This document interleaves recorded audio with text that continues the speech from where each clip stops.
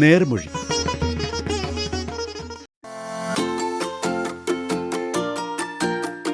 നേർമൊഴിയിൽ ഇന്ന് നടനും നിർമ്മാതാവുമായ ദിനേശ് പണിക്കരുമായി റൂബി ബാബു നടത്തുന്ന അഭിമുഖ സംഭാഷണം. സ്ക്രീനിന്റെ മുന്നിലും അതുപോലെ തന്നെ പിന്നിലും തന്റേതായ വ്യക്തിമുദ്ര പതിപ്പിച്ച ഒരു കലാകാരനാണ് ഇന്ന് ആകാശവാണിയുടെ സ്റ്റുഡിയോയിലുള്ളത്.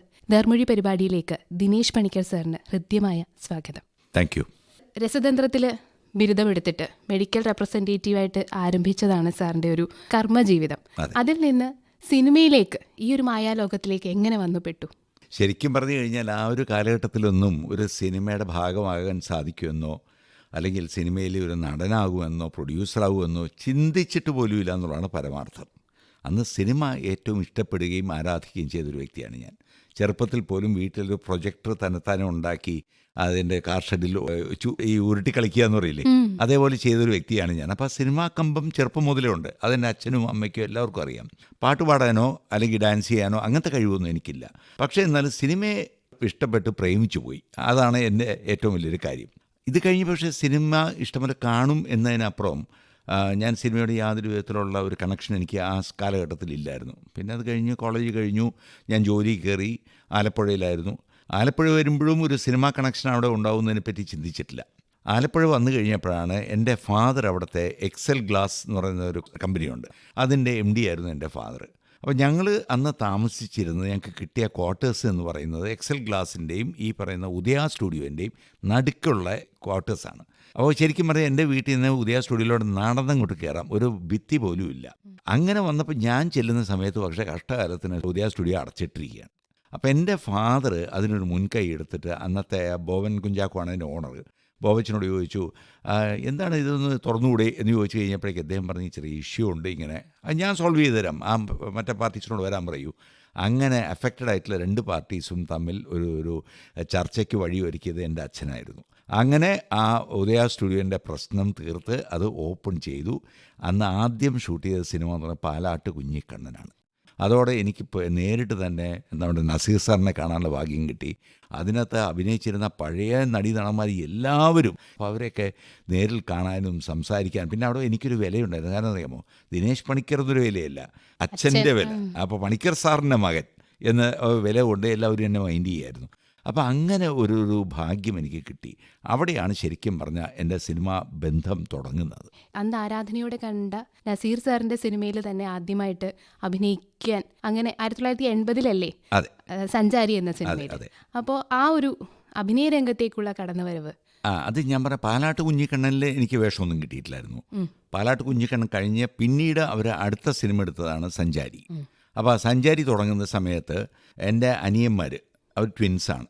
അപ്പോൾ അവർ രണ്ടുപേരും ആ സിനിമയ്ക്ക് ഭയങ്കര ഓപ്പർച്യൂണിറ്റി കറക്റ്റായിട്ട് ഒത്തു കിട്ടുക എന്ന് പറഞ്ഞ പോലെ നസീർ സാർ ഡബിൾ ആക്ട് ചെയ്യുന്നതിൻ്റെ ബാല്യകാലം കാണിക്കാനായിട്ട് എൻ്റെ അനിയന്മാർക്ക് ഭാഗ്യം കിട്ടി. അങ്ങനെ ഞാൻ ഫുൾ ടൈം അനിയന്മാരുടെ കൂടെ ഈ പറഞ്ഞ സെറ്റിലുണ്ടാവും. അതിൻ്റെ കൂട്ടത്തിൽ ഒരു ദിവസം രാത്രി ഷൂട്ട് ചെയ്തുകൊണ്ടിരുന്ന സമയത്ത് നസീർ സാർ, ഞാൻ പറഞ്ഞല്ലോ ഡബിളാണ്, അപ്പോൾ ഒരു ഒറിജിനൽ നസീർ മറ്റേ നസീറിനോട് വർത്താനം പറയുന്നു. അപ്പോൾ മറ്റേ നസീർ എന്ന് പറയുന്നത് ഈ ബാക്ക് സൈഡ് ക്യാമറ വെച്ചിരിക്കുന്നത് ഒരു സർദാർജി വേഷമിട്ട ഒരു നസീറാണ്. അപ്പോൾ അതൊരു ഡ്യൂപ്പാണല്ലോ അഭിനയിക്കാൻ പറ്റുന്നത്. അപ്പോൾ അങ്ങനെ ഒരു ഡ്യൂപ്പിന് അദ്ദേഹത്തിൻ്റെ ഹൈറ്റ് വെച്ച് നോക്കിയപ്പോഴേക്കും എൻ്റെ രഘുണ്ണൻ എന്ന് പറയുന്ന അസോസിയേറ്റ് ഡയറക്ടറുണ്ട്. രഘുണ്ണൻ പറഞ്ഞു, ദിനേശ് ആ ഒരു ടർബനൊക്കെ കിട്ടി താടിയൊക്കെ വെച്ച് ഒന്ന് അതിൻ്റെ അഭിനയിക്കാൻ പറഞ്ഞു. അപ്പോൾ എനിക്കിതിൻ്റെ ടെക്നിക്കൽ സൈഡൊന്നും അറിയില്ലല്ലോ. അപ്പോൾ ഞാൻ നോക്കിയപ്പോഴേക്കും എനിക്കൊരു അഭിനയിക്കാൻ പെട്ടെന്ന് വിളിച്ചിരിക്കുന്നതല്ലേ, മുഖം കാണൂല്ല എന്നുള്ളതൊന്നും എനിക്കറിയില്ല. മാത്രമല്ല നസീർ സാറിൻ്റെ ഡ്യൂപ്പാണെന്ന് പോലും ചിന്തിക്കാനുള്ള ഒരു ബുദ്ധി എനിക്കില്ലാതെ പോയി. അപ്പോൾ അങ്ങനെ ഒരു ഭാഗ്യത്തിന് നസീർ സാറ് മുമ്പിൽ നിന്ന് ഡയലോഗ് പറയുമ്പോൾ ഞാൻ ഈ പറഞ്ഞ ടർബനൊക്കെ കെട്ടി തലയൊക്കെ കെട്ടി ചെറിയ താടിയൊക്കെ വെച്ച് അങ്ങനെ നസീർ സാറിൻ്റെ വർത്താനം പറയുന്ന ഒരു സീനായിരുന്നു. അവർ രണ്ട് നസീർമാരാണ് സംസാരിക്കുന്നത്. അവിടെ ഞാൻ വെച്ച് എൻ്റെ ഒരു ആകാംക്ഷ മൂലം എൻ്റെ മുഖം ഒന്ന് കാണിച്ചു കളയാന്ന് പറഞ്ഞാൽ ഇടയ്ക്കിടയ്ക്ക് തല ഇങ്ങനെ തിരിക്കുമ്പോൾ രഘുവണ്ണം വന്ന് ഇടയ്ക്കിടയ്ക്ക് തലയ്ക്ക് 2 തട്ട് തരും. ഇത് നിൻ്റെ മുഖമല്ല അവിടെ കാണേണ്ടത്, അവിടെ പ്രേം നസീറിൻ്റെ ബാക്കാണ് കാണേണ്ടത് എന്ന് പറയുമ്പോൾ അതെനിക്ക് മനസ്സിലായി. അതുകൊണ്ട് പിന്നീട് ഞാൻ തല മാറ്റിയില്ല. അങ്ങനെ നസീർ സാറിൻ്റെ കൂടെ ഒരു ചെറിയ രീതിയിൽ ഒരു ഡ്യൂപ്പായിട്ട് അഭിനയിച്ചുകൊണ്ട് ആണ് ശരിക്കും പറഞ്ഞാൽ എൻ്റെ സിനിമാ ജീവിതം തുടങ്ങിയെന്ന് വേണമെങ്കിൽ പറയാം. പിന്നീട് ഇങ്ങോട്ടുള്ള യാത്ര പിന്നീട് പറയുകയാണെങ്കിൽ വീണ്ടും ഇതുമാതിരി ഞാൻ പറഞ്ഞില്ല, അവരുമായിട്ട് നല്ല ബന്ധമായിരുന്നു. അങ്ങനെ ഞാൻ അന്ന് ആ കാലഘട്ടത്തിലാണ്, സഞ്ചാരി സമയത്താണ് മോഹൻലാലിനെ പരിചയപ്പെടുന്നത്. അപ്പോൾ മോഹൻലാൽ അന്ന് സഞ്ചാരിയിൽ വരുന്ന സമയത്ത് അതിനകത്തൊരു പൊടി വില്ലനാണ്. അവൻ ഈ ലാലുവായിട്ട് ഞാൻ ഭയങ്കര ഫ്രണ്ട്ലിയായി. അങ്ങനെ ഇരുന്ന് ഒരു വർഷം കൂടെ കഴിഞ്ഞ സമയത്താണ് വീണ്ടും നോക്കിയപ്പോൾ ലാല് ധന്യ എന്ന് പറഞ്ഞ സിനിമ ഫാസിലിൻ്റെ 2ാമത്തെ സിനിമയാണത്. അപ്പോൾ അത് അഭിനയിക്കാൻ വേണ്ടി മോഹൻലാൽ അവിടെ ആലപ്പുഴ വന്നിട്ടുണ്ട്. എന്നെ അറിയിച്ചു. ഞാൻ അങ്ങനെ അവിടെ ലാലിൻ്റെ മുറിയിൽ ചെന്നു. ലാലുവായിട്ട് ഇങ്ങനെ വർത്താനം പറഞ്ഞിരിക്കുന്നതിനിടയിൽ ഫാസിൽ വന്നിട്ട് ലാലേ 1 മിനിറ്റ് എന്ന് പറഞ്ഞ് അങ്ങോട്ട് വിളിച്ചു കൊണ്ടുപോയി. എന്നിട്ട് രണ്ടുപേരും വാതിൽക്ക് നിന്ന് ഇങ്ങനെ എന്തൊക്കെയോ കുശുകുശുക്കുന്നു, നേരെ ഇടയ്ക്കിടയ്ക്ക് എന്നെ ചൂണ്ടി കാണിക്കുന്നുണ്ട്. അപ്പം ഞാനാണെങ്കിൽ ആ സമയത്ത് ഞാൻ മെഡിക്കൽ റെപ്പായിരുന്നല്ലോ, എൻ്റെ പോസ്റ്റിംഗ് തിരുവല്ലയാണ്. അപ്പോൾ തിരുവല്ലയിൽ നിന്ന് ബൈക്കിൽ വന്നിരിക്കുന്നുണ്ട്. ഞാനൊരു ജാക്കറ്റൊക്കെ ഇട്ട് ഒരു തൊപ്പിയൊക്കെ വെച്ച് വേറൊരു കൂളിംഗ് ഗ്ലാസ്സൊക്കെ ഫിറ്റ് ചെയ്തായിരുന്നു ഞാനുണ്ടായിരുന്നത്. അപ്പോൾ പാച്ചിക്ക് തോന്നി ഇയാൾ കൊള്ളാമല്ലോ ഇപ്പോൾ ഈ ലുക്കിൽ എന്ന് പറഞ്ഞിട്ടാണ് ഈ പറഞ്ഞില്ലേ നമ്മുടെ ലാലിനെ വിളിച്ചിരിക്കുന്നത്. അപ്പം അന്ന് അവിടെ ഒരു ഡാൻസ് സീക്വൻസിൽ ദാസേട്ടൻ പാടിയ ഒരു പാട്ട് പാടി അഭിനയിക്കേണ്ടത് ഒരു ഡാൻസറായ ക്രിസ്റ്റി എന്ന പേര്, കൊല്ലത്തുകാരനാണ്. അയാളെത്തിയിട്ടില്ല. അതാണ് ഇപ്പോൾ പാച്ചിക്കയുടെ വറി. അങ്ങനെ പാച്ചിക്ക ലാലിനോട് പറഞ്ഞ് ആ റോള് നമുക്ക് ദിനേശിനെ കൊണ്ട് ചെയ്യിക്കാം. അങ്ങനെ എന്നെ വിളിച്ചു. ലാലു വന്ന് എൻ്റെ അടുത്ത് പറഞ്ഞപ്പോൾ ഈ മനസ്സിൽ നമുക്കെല്ലാവർക്കും ലഡ്ഡു പൊട്ടും ഇങ്ങനത്തെയൊക്കെ കേൾക്കുമ്പോൾ അയ്യോ എനിക്കോ റോളോ എന്നൊക്കെ പറഞ്ഞു. പക്ഷേ അഭിനയിക്കാൻ സത്യം പറഞ്ഞാൽ ആ ഒരു പെട്ടെന്ന് പേടിയായി എനിക്ക് പറ്റുമോ. അപ്പോൾ എനിക്ക് പേടി വന്നപ്പോൾ ഒരു കുഴപ്പമില്ല എന്ന് പറഞ്ഞ് ലാലും പാച്ചിക്കയും കൂടി എന്നെ നിർബന്ധിച്ച് അങ്ങനെ ആ ഒരു സ്റ്റുഡിയോ ഫ്ലോറിൽ കൊണ്ടുപോകുന്നു. ഊലല്ല എന്നൊക്കെ പറഞ്ഞൊരു പാട്ടാണ്. അത് മാത്രം എനിക്ക് വ്യക്തമായിട്ട് ഓർമ്മയുണ്ട്. കൊറിയോഗ്രാഫർ ഉണ്ടല്ലോ, അപ്പോൾ അവരൊക്കെ പറഞ്ഞു തന്നു. ഞാൻ അതനുസരിച്ച് എന്നെ കൊണ്ട് ആകുന്ന രീതിയിൽ ചെയ്തു.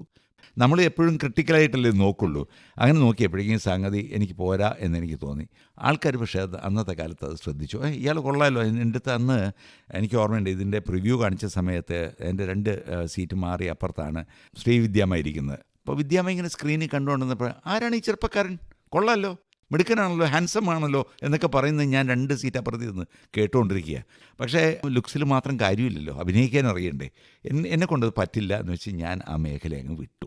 ഈ വീഡിയോ കോപ്പിറൈറ്റ് ഒക്കെ സാറാണ് അന്ന് തുടക്കത്തിൽ ചെയ്തത്. പുറത്തുനിന്ന് വന്നുകൊണ്ടിരുന്നത് നമ്മുടെ ഇവിടെ ആദ്യമായി ചെയ്തത് സാറാണ്. എങ്ങനെയാണ് ആ ഒരു മേഖലയിലേക്ക് കടന്നു ചെല്ലാൻ തോന്നിയത്? അതിൻ്റെ എനിക്ക് താങ്ക്സ് പറയാനുള്ളത്, ഞാൻ ഇപ്പോൾ തിരുവല്ലയിൽ വർക്ക് ചെയ്യുന്ന സമയത്ത് ഞാൻ താമസിച്ചിരുന്ന സ്ഥലത്ത് ഇടയ്ക്കിടയ്ക്ക് എന്നെ കാണാൻ വേണ്ടി എൻ്റെ ഒരു സുഹൃത്തെന്ന് പറയാൻ പറ്റില്ല, എങ്ങനെയോ വഴി ഒരു ബന്ധമുണ്ടായി. ആ ഷാജി എന്ന് പറയുന്ന ദോഹയിൽ നിന്ന് വന്ന ഒരാൾ, അയാൾക്ക് ജോലിയൊക്കെ പോയി ഇവിടെ നിൽക്കുകയായിരുന്നു. പക്ഷേ അയാൾക്ക് എന്തോ എന്നോട് സൗഹൃദം തോന്നി എൻ്റെ റൂമിൽ എപ്പോഴും വരും. ഷാജി ഇങ്ങനെ വരുമ്പോഴേക്കും ഒരു ദിവസം എന്നോട് പറഞ്ഞു, അയാളുടെ കുറേ വിഷമങ്ങളൊക്കെ പറഞ്ഞു. ഇപ്പോൾ തൽക്കാലം കയ്യിൽ കാശിൻ്റെ ബുദ്ധിമുട്ടുണ്ട്, മാത്രമല്ല ഇപ്പോൾ എന്താ ചെയ്യേണ്ടതെന്നറിയില്ല.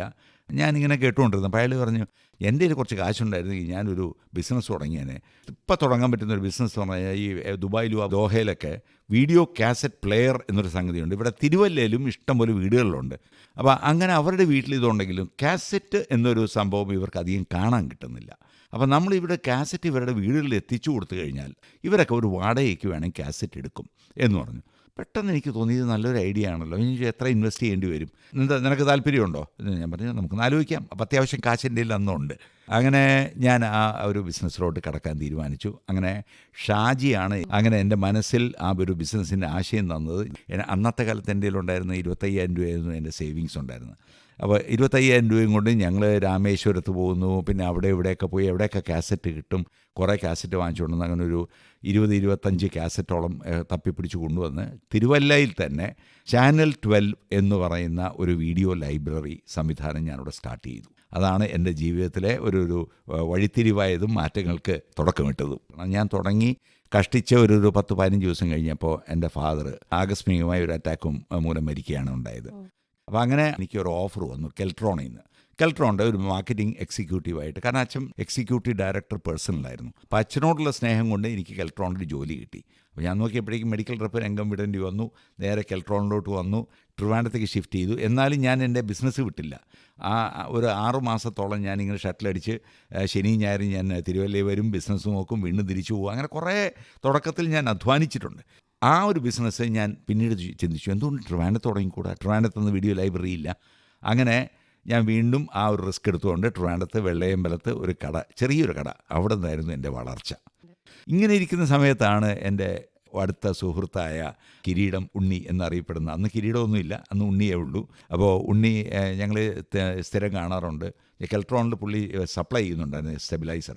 അപ്പോൾ ഇങ്ങനെ വന്നൊരു ദിവസം സംസാരത്തിൽ വന്നപ്പോഴേക്കും ഞങ്ങളിങ്ങനെ കോമൺ ടോപ്പിക്ക്, പുള്ളിയും സിനിമ ഭയങ്കര തൽപരനാണ്. നമുക്കങ്ങനെയാണ് ദിനു നമുക്കൊരു സിനിമ എടുത്തുകൂടെ, ഞാനും ഒരു കുറച്ച് കാശൊക്കെ ഇടാമെന്ന് പറഞ്ഞ് അവിടെ വെച്ച് സ്റ്റാർട്ട് ചെയ്ത് അതൊരു 2 വർഷം കഴിഞ്ഞ്, ഇത് 86-87 ഇതൊക്കെ ഇനീഷ്യൽ പ്ലാനിങ്. പിന്നെ അത് ടേക്ക് ഓഫ് ചെയ്തു. മോഹൻലാലിൻ്റെ ഡേറ്റ് വന്നു, സിബി മലയിൽ രംഗത്ത് വരുന്നു, ലോഹിദാസ് വരുന്നു. അങ്ങനെ അതിൻ്റെ പേര് ഞങ്ങൾ കിരീടം എന്ന പേരിട്ടുകൊണ്ട് തുടങ്ങുന്നു.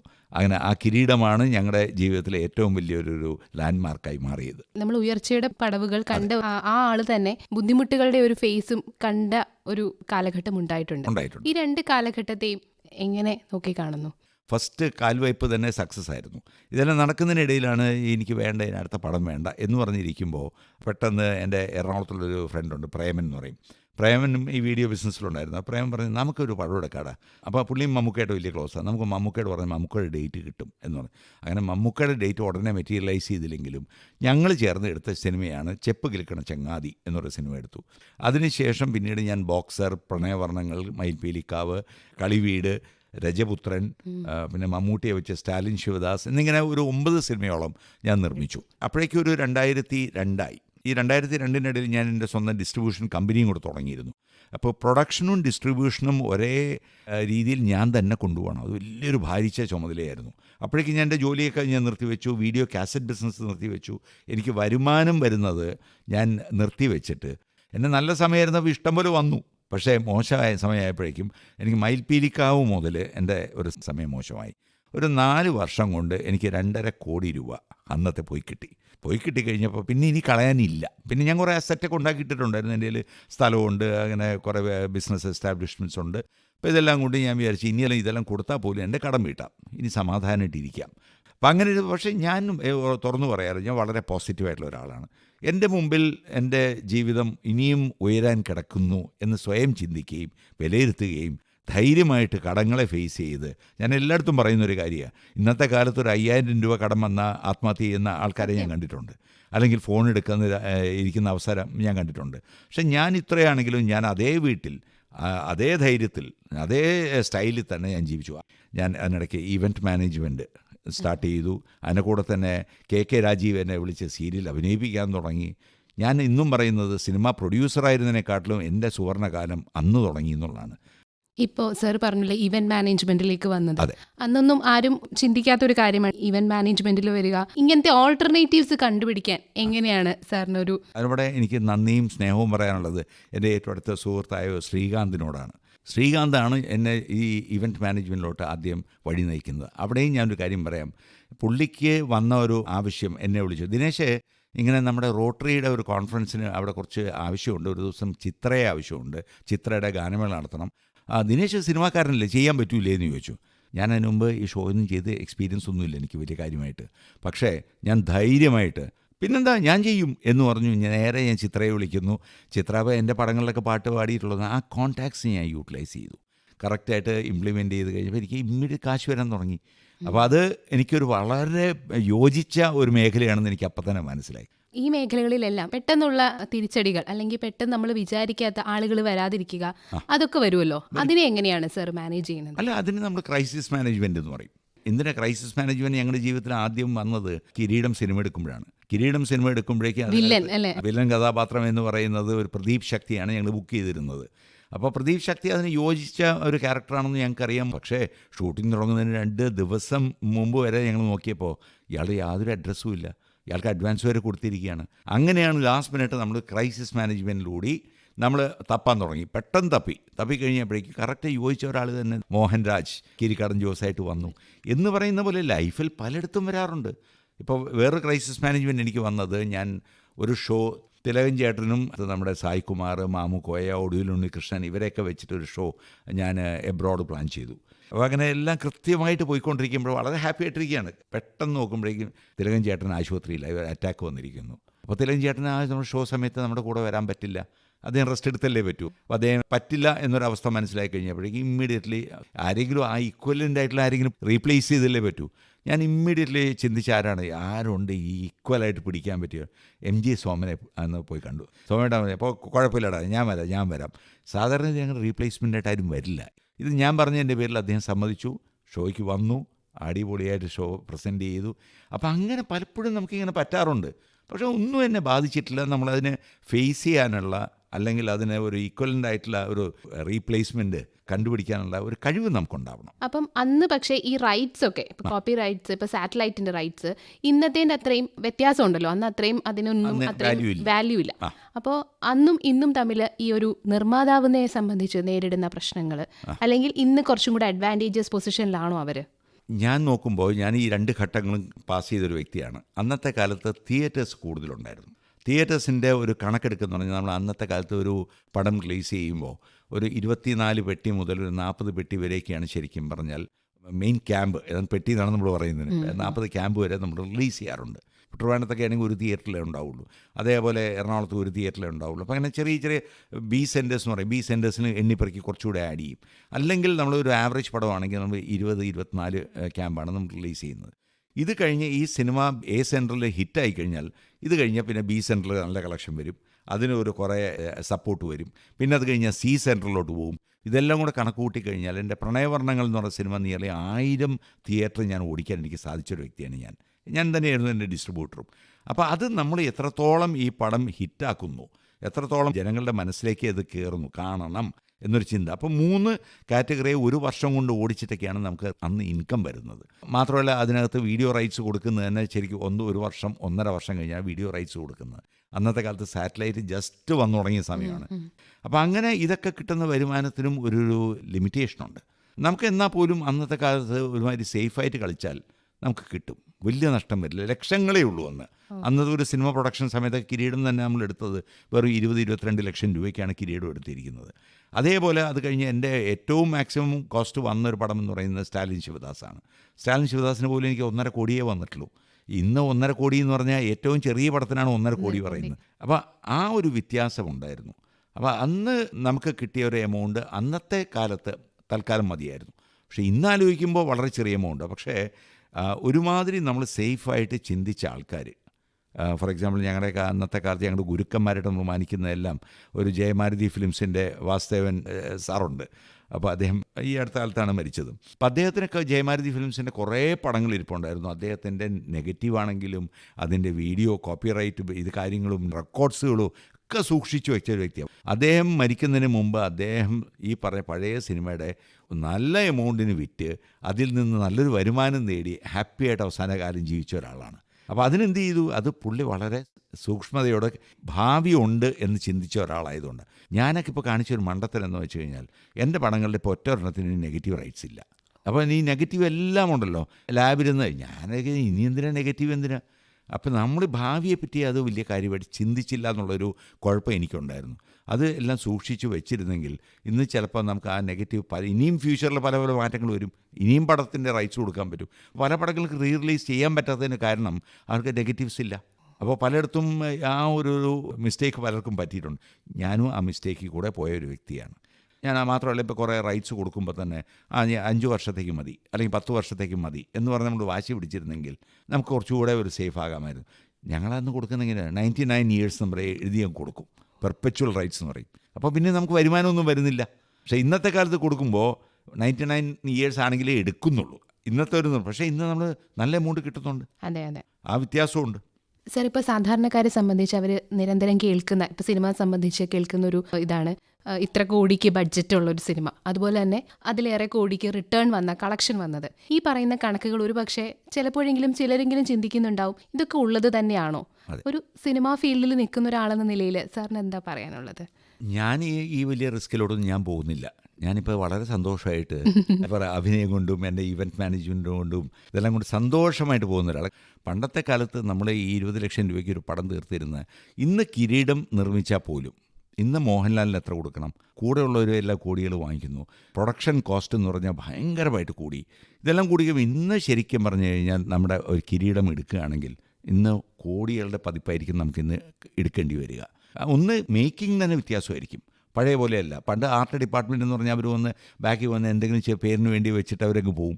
അതല്ല, ഇന്ന് ശരിക്കും ഒരു ഷോട്ട് എടുത്താൽ ആ ഷോട്ട് കറക്റ്റാണോ ഇല്ലയോ എന്ന് നോക്കി 10 പ്രാവശ്യം ചെക്ക് ചെയ്തതിന് ശേഷം മാത്രമേ അടുത്ത ഷോട്ടിലേക്ക് പോവുള്ളൂ. കാരണം ഇന്നത് സംവിധാനമുണ്ട്, പണ്ട് അതില്ല. അപ്പോൾ ആ ഒരു വ്യത്യാസം ഇന്ന് സിനിമയിൽ വന്നു കഴിഞ്ഞു. ഇതിൻ്റെ റിസൾട്ട് എന്താണെന്ന് വെച്ച് കഴിഞ്ഞാൽ ഓരോ നിമിഷത്തിനും കോസ്റ്റ് കൂടി. അപ്പോൾ അങ്ങനെ വരുമ്പോഴേക്കും നമ്മുടെ പണ്ട് താമസിച്ചിരുന്ന ഹോട്ടൽ പോലെയല്ല. അന്ന് അധികം പേർക്കൊന്നും AC കൊടുക്കണ്ട. അന്ന് AC കാറില്ല. എല്ലാവരും സെക്കൻഡ് ക്ലാസ്സിൽ വന്നോളും. ഷൂട്ടിംഗ് തന്നെ തുടങ്ങുന്നത് രാവിലെ 10 മണി 11 മണിക്കേ തുടങ്ങുള്ളൂ. 5 മണിയാകുമ്പോഴേക്കും നമുക്ക് നിർത്താമല്ലേ എന്ന് പറഞ്ഞ് 5 മണിക്ക് നിർത്തുന്ന അവസരങ്ങൾ ഇന്നുണ്ട്. പക്ഷേ പണ്ടത്തെ കാലത്ത് അങ്ങനെയല്ല. പണ്ടെന്ന് പറയുമ്പോഴേക്കും ഞാനൊക്കെ സിനിമ എടുക്കുന്ന സമയത്ത് 7 മണിയാകുമ്പോഴേക്കും എല്ലാവരും ലൊക്കേഷനിലുണ്ടെന്ന് പറഞ്ഞ് 7-7:30 ആകുമ്പോഴേക്കും നമ്മൾ ഫസ്റ്റ് സീൻ എടുക്കാൻ തുടങ്ങിയിരിക്കും. ഒരു 9 മണിക്ക് ബ്രേക്ക്ഫാസ്റ്റിൻ്റെ സമയത്ത് നമ്മളത് ഒരു സീൻ തീർത്തിരിക്കും. നമ്പർ ഓഫ് ഷൂട്ടിംഗ് ഡേയ്സ് എന്ന് പറയുന്നത് 18 ദിവസം, 20 ദിവസം, 22 ദിവസം, കൂടിയതാണ് ഈ പറഞ്ഞ 30 ഒക്കെ വരുന്നത്. പക്ഷേ ഇന്നത്തെ കാലത്ത് അതല്ല. ഇന്നത്തെ ഒരു കൊച്ചു പടമാണെങ്കിലും 30 ദിവസം 40 ദിവസം ഷൂട്ടിങ്ങിന് വേണം. വലിയ പടങ്ങളാണെങ്കിൽ 100 ദിവസം വേണം, അല്ലെങ്കിൽ 1 വർഷം 2 വർഷം വരെയൊക്കെ പോകുന്ന പടങ്ങളാണ് ഇപ്പോൾ കണ്ടുകൊണ്ടിരിക്കുന്നത് നമ്മൾ. അതിനനുസരിച്ച് കോസ്റ്റ് കൂടുന്നുണ്ട്. ഇന്നത്തെ film making is very very costly. അപ്പം അങ്ങനെ വരുമ്പോഴേക്കും നമുക്കിതിനകത്ത് കോസ്റ്റ് ഭയങ്കരമായിട്ട് കൂടി. ഈ പറയുന്ന ഒന്നും കള്ളമായിരിക്കണം എന്നില്ല, ഇത്രയും കോടികളാവുന്നുണ്ട്. ഇപ്പം തന്നെ ബാഹുബലി ഡയറക്ടറിൻ്റെ ഒരു സിനിമ അനൗൺസ് ചെയ്തിട്ടുണ്ട്. അതിനകത്ത് 1130 കോടി എന്നൊക്കെ പറഞ്ഞാണ് ഞാൻ കാണുന്നത്. പക്ഷേ ഇതൊക്കെ ഉണ്ടല്ലോ, അവർക്ക് തിരിച്ചു പിടിക്കാനുള്ള വഴിയുണ്ട്. കാരണം ഇന്ന് പൈസ തിരിച്ചു വരുന്നതും പെട്ടെന്നാണ്. അതുകൊണ്ട് കുറേ പടങ്ങളൊക്കെ ഇപ്പോൾ രജനീകാന്തിൻ്റെ പടം, അല്ലെങ്കിൽ അമിതാഭ് ബച്ചൻ്റെ പടങ്ങൾ, വേറെ ഹിന്ദിയിലുള്ള ഖാൻ ബ്രദേഴ്സിൻ്റെ പടങ്ങൾ എല്ലാം ബിഫോർ റിലീസ് തന്നെ അവർക്ക് വിറ്റ് പോവുകയാണ്. അപ്പോൾ ആ ഒരു ലെവലിലേക്ക് സിനിമ മാറിക്കഴിഞ്ഞു. അതുകൊണ്ട് കാശ് മുടക്കുന്നതിന് ആർക്കും പേടിയില്ല എന്ന് പറഞ്ഞാലും ഇതിനകത്തും ഒരു 10 സിനിമയിൽ ചിലപ്പോൾ ഒരു 2-3 സിനിമയായിരിക്കും ഓടുന്നത്. ബാക്കി 8 സിനിമ ചിലപ്പോൾ ഇപ്പോഴും പൊളിയുന്നുണ്ട്. അതാരും അറിയുന്നില്ല. ഇതേപോലെ തന്നെ കളക്ഷൻ്റെ കാര്യം നമ്മൾ കേൾക്കുന്നത് കോടികൾ കളക്ട് ചെയ്തു. സത്യമാണ്. കാരണം ഇന്ന് റിലീസ് ചെയ്യുന്നത് നമ്മൾ കാണാറുണ്ട് പേപ്പറിൽ തന്നെ. ഫസ്റ്റ് ഡേ പേപ്പറിൽ നോക്കുമ്പോഴേക്കും all over the world release ചെയ്യുകയാണ് ഒരേ സിനിമ ഒരേ സമയത്ത് തന്നെ. ദുബായിൽ തന്നെ ഒരു 10-30 തിയേറ്ററിൽ ഇത് റിലീസ് ചെയ്യുന്നുണ്ട്. അപ്പോൾ ആ പൈസ വരുന്നതിൻ്റെ കണക്കും അങ്ങനെ തന്നെയാണ്. ഈ OTT പ്ലാറ്റ്ഫോംസ് നിർമ്മാതാവിനെ സംബന്ധിച്ചിടത്തോളം വെല്ലുവിളിയാണോ? അല്ല, അതൊരു എപ്പോഴും ഒരു സപ്പോർട്ടിങ് എലിമെൻ്റാണ്. കോവിഡ് കാലത്തൊക്കെ സിനിമ അവിടെ ശരിക്കും ഡൈ ഓഫ് ചെയ്യേണ്ട ഒരു സമയമായിരുന്നു. ആ ഒരു കാലത്ത് പോലും പിടിച്ചു നിന്ന് എന്തുകൊണ്ടാണ്? ഈ OTT കാരണമാണ് നമ്മൾ പിടിച്ചു നിന്നത്. പക്ഷേ അന്നത്തെ കാലത്ത് OTT-കാർക്ക് പടം വേണമായിരുന്നു.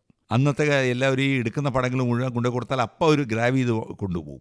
കാരണം ഈ OTT കൊണ്ട് കുറച്ച് കാശുണ്ടാക്കാമെന്നും പറഞ്ഞ് കുറേ പ്രൊഡ്യൂസേഴ്സ് ഒന്ന് അവരെ പറ്റിക്കാൻ നോക്കി. അവിടെയാണ് ഈ തെറ്റ് പറ്റിയത്. അപ്പോൾ അവരെന്ത് പറ്റി? അവർ കുറച്ചുകൂടി ജഡ്ജ്മെൻ്റലായി. അവർ നല്ല സിനിമകൾ മാത്രമേ എടുക്കുന്നുള്ളൂ തീരുമാനിച്ചു. അപ്പോൾ കുറേ പടങ്ങൾ ഇപ്പോൾ നമ്മൾ പെട്ടിയിലിരിക്കുക എന്ന് പറയും.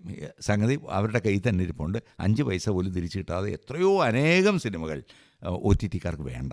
അപ്പോൾ അങ്ങനെ വരുമ്പോൾ കുറേ പ്രൊഡ്യൂസേഴ്സിന് ഇപ്പം നഷ്ടമാണ്. അപ്പോൾ ആ നഷ്ടം വരുന്ന പ്രൊഡ്യൂസേഴ്സ് തീർച്ചയായിട്ടും കുറ്റം. OTT എടുക്കുന്നില്ല. പക്ഷേ പടത്തിന് വാല്യൂ ഉണ്ടോ? അവരെ സംബന്ധിച്ച് ഓടിയ പടമാണോ? നാച്ചുറലി മറ്റവരും ബിസിനസ്സുകാരാണ്. അവർ നോക്കിയാണ് ഇപ്പോൾ എടുക്കുന്നത്. പുതിയ പ്രോജക്ട്സിൽ ഞാനിപ്പോൾ കുറച്ച് ചെയ്തതിൻ്റെ കാര്യത്തിൽ പിന്നെ ഇപ്പോൾ വരാൻ പോകുന്നതിൽ എനിക്ക് ഏറ്റവും ഹിസ്റ്ററി ആകാൻ പോകുന്ന ഒരു സംഭവം എന്നെ സംബന്ധിച്ച് നമ്മുടെ ശ്രീനാരായണ ഗുരുവിൻ്റെ ഒരു സിനിമ ഈ അടുത്ത കാലത്ത് എടുത്തു. അപ്പോൾ അതിനകത്ത് ശ്രീനാരായണ ഗുരുവിൻ്റെ 33-ാമത്തെ വയസ്സ് മുതൽ 73-ാമത്തെ വയസ്സ് വരെ, സമാധിയാകുന്ന ആ വയസ്സ് വരെ ആ ഒരു കാലഘട്ടം മുഴുവൻ 40 വർഷത്തെ ഞാനാണ് അവതരിപ്പിച്ചത്. അപ്പോൾ അതിനകത്ത് കറുത്ത താടിയും കറുത്ത മുടിയും, അത് കഴിഞ്ഞപ്പോൾ പിന്നെ ഒരു നരച്ചു വരുന്ന മുടി, പിന്നെ അത് കഴിഞ്ഞ് ഫുൾ നരയായ അദ്ദേഹം. അപ്പോൾ അദ്ദേഹത്തിൻ്റെ ലുക്കെല്ലാം മാറി, കുറേ പ്രായമായി. അപ്പോൾ നമ്മളതനുസരിച്ച് ബോഡി വൈസും ആ ചേഞ്ച് വരുത്തണം. ഇങ്ങനെയെല്ലാം ഒരു ചലഞ്ചായിരുന്നു എനിക്കത്. അത് വലിയ താമസിയാതെ റിലീസുണ്ടാവും. പിന്നെ അതേപോലെ തന്നെ ഒരു പാൻ ഇന്ത്യ സിനിമയിൽ സുഭാഷ് ചന്ദ്രബോസിൻ്റെ, അതൊന്നും കഴിവുകൊണ്ട് കിട്ടിയതല്ല, ലുക്ക് കൊണ്ട് കിട്ടിയതാണ്. ഒരു കന്നഡ വെച്ചപ്പോൾ ഞാൻ സുഭാഷ് ചന്ദ്രബോസായിട്ടങ്ങ് മാറി. അപ്പോൾ അതിലും ഹിന്ദിയും ഇംഗ്ലീഷുമാണ് എൻ്റെ കൂടുതലും ലാംഗ്വേജ് കമ്മ്യൂണിക്കേഷൻ. അതിൻ്റെ വർക്ക് ഇപ്പോൾ നടന്നുകൊണ്ടിരിക്കുകയാണ്. പിന്നെ കുറേ നല്ല വേഷങ്ങൾ ഇപ്പോൾ എന്നെ തേടി വരുന്നുണ്ട്. ഞാൻ ഇനി റിലീസ് ചെയ്യാൻ തന്നെ എൻ്റെ ഒരു 10-15 സിനിമ കിടപ്പുണ്ട്. പുതിയ വേഷങ്ങൾ നല്ലത് മുന്നിലുണ്ട്. ഇതൊക്കെ വലിയ അഭിമാനത്തോടെ എനിക്ക് പറയാം. സർ, ഇത്രയും പറഞ്ഞത് കേൾക്കുമ്പോൾ ഞാൻ ചോദിക്കാൻ വെച്ചിരുന്ന ഒരു ചോദ്യമാണ്, ഏത് റോളിലാണ് കൂടുതൽ അറിയപ്പെടാൻ ഇഷ്ടം? അപ്പോൾ എനിക്ക് തോന്നുന്നു നടൻ എന്ന് തന്നെയായിരിക്കും ഉത്തരം. തീർച്ചയായിട്ടും നമ്മൾ വ്യത്യസ്തതയുള്ള. ഇപ്പം ഞാൻ എന്ന് തമാശ മട്ടിൽ പറഞ്ഞ ഒരു കാര്യമുണ്ട്. ഞാൻ സീരിയൽ അഭിനയം തുടങ്ങിയ സമയത്ത് ആദ്യം എനിക്ക് നല്ലൊരു വേഷമാണ് KK രാജീവ് തന്നത്, ഒരു വക്കീലായിരുന്നു. അത് കഴിഞ്ഞപ്പോൾ എൻ്റെ ലുക്കിന് യോജിച്ച ഒരു സാധനമാണ് രണ്ടാമത് എനിക്ക് വന്നത്. അത് സജി സുരേന്ദ്രൻ തന്ന ഒരു വേഷമായിരുന്നു, ഡോക്ടറിൻ്റെ വേഷം. അപ്പോൾ ഞാൻ ഫുൾ കൈയൊക്കെ ഇട്ട് ഇവരുടെ ഡോക്ടറിൻ്റെ സ്റ്റെത്തൊക്കെ വെച്ച് നടന്നു വരുന്നു. പേഷ്യൻറ്റിനെ ചെക്ക് ചെയ്യുന്നു. എന്നിട്ട് നേഴ്സിനോട് 2 ഡയലോഗ് പറയുന്നു. അവസാനം വന്ന വികാരിതനായി ഞാൻ ഈ പറയുന്നു, ഇനി ദൈവത്തിനോട് പ്രാർത്ഥിക്കൂ, അത് മാത്രമേ ബാക്കിയുള്ളൂ എന്നൊക്കെ പറഞ്ഞിങ്ങനെ നമ്മുടെ ഓരോ സ്ഥിരം ഡയലോഗുണ്ട് ഡോക്ടർമാർ പറയുന്നത്. അപ്പോൾ അങ്ങനെ അടുപ്പിച്ച് എനിക്ക് 8-10 സീരിയൽ വന്നപ്പോൾ ഡോക്ടറാണ് എല്ലാത്തിലും. അങ്ങനെ ഞാനൊരു തീരുമാനം എടുത്തു, ഇനി സീരിയലിൽ ഈ ഡോക്ടർ വേഷം ചെയ്യുന്നില്ല എന്ന് ഞാൻ എന്ന് തീരുമാനിച്ചോ അന്ന് എൻ്റെ ലൈഫിൽ വീണ്ടും എനിക്ക് ചേഞ്ച് വന്നു.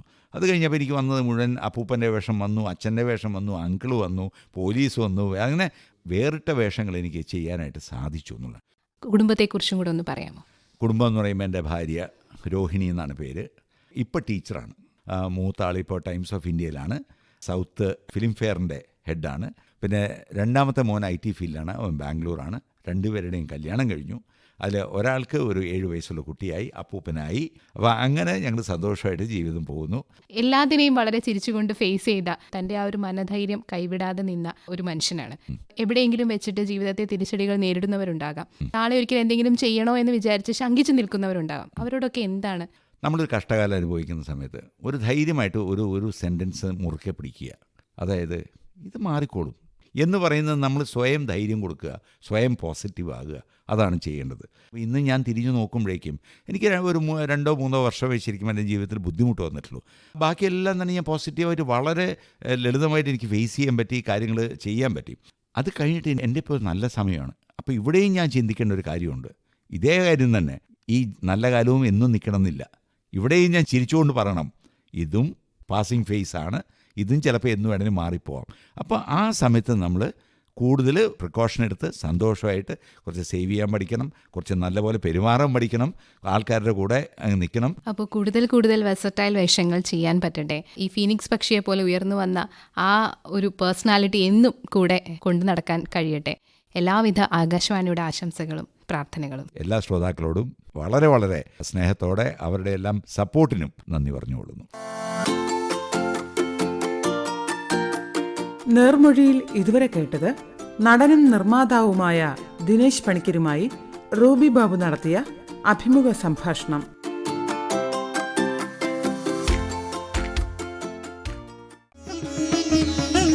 നേർമൊഴി സമാപിക്കുന്നു.